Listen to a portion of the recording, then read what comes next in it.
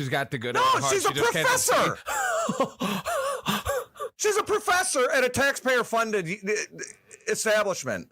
There's no way this woman works at a private university. They wouldn't take her. There's nothing that she could do at a private university. She's an idiot. I mean, if you can start with the concept of, free speech is established in the Constitution, and that's its own inverted, fraudulent bullshit on its own, right? But if you're going to start with, well, we live in America and we follow the Constitution, and this is free speech in there. Okay, so now if the entire reasoning behind the concept of free speech is that you allow people to voice their preferences concerning what people do generally or in cooperation, or what the laws are going to be, but that you can say whatever you want, as crazy as it is, so that everybody can hear it.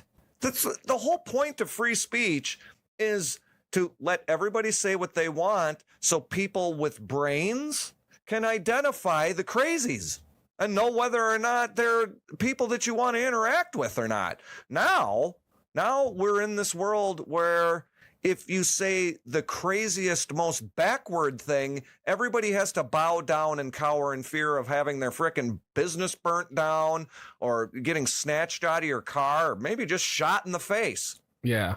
No. How they respond to hate speech is with physical violence nowadays. Yeah. Oh, their reactions to everything are completely non. But how do you react? How should you react to hate speech then? Obviously there is a better way to do it, than just burning the guy. The business owner comes out and says, I hate all Asian people, and just hates Asians, especially with all this COVID-19 shit going on right now. And he's spewing out all this hate speech. What is a better way to confront that person, help him realize that he's wrong, other than just throwing a fucking brick through his window?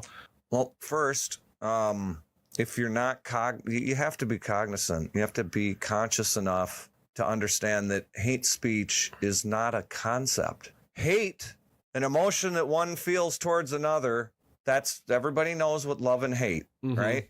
Speech, we know what speech is. That's the spoken word, and then particular extensions, the written word. Other lame brains have, expanded it to crucifixes and jars of urine and statues of Mary with shit, smeared all over them. Why in the world that's speech and not just disgusting is beyond me, but, matter of taste, I guess. If you're dealing with a person who grants credence to the existence of a concept like hate speech, you've got way more work to do than addressing whatever their concerns about hate speech are. That's a broken-minded person. I mean, look at this systemic racism thing. So now, in the past couple of weeks, I have seen so many different words attached to racism. They've made it meaningless. Magic the Gathering's even attached to it. Absolutely made it meaningless. It doesn't mean anything now because it's systemic, which is composed of legal, medical, environmental, political, financial. Everything. It's composed of these major categories of racism, and then each one of those is made up of these specific, contributing components that are, these. It's so confusing to try and keep track of where these people are. None of them even know where they're at. It's like they are just jamming words together. It's like it's fucking mix and match. It's a keyword salad. This is what it is. None of these people, they don't know what any of the words mean. All they know is that there are different races, and that if you you pursue those differences politically, you can make a lot of money. That's all any of this is.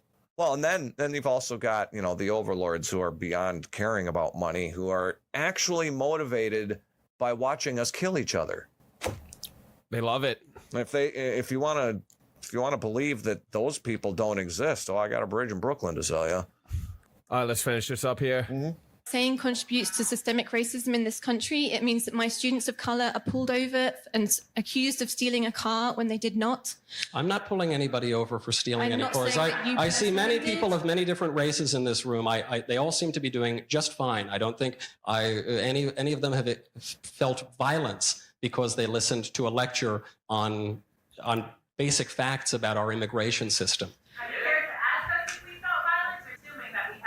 The question was, have I asked people in this room if they've felt as though some violence has been committed on them?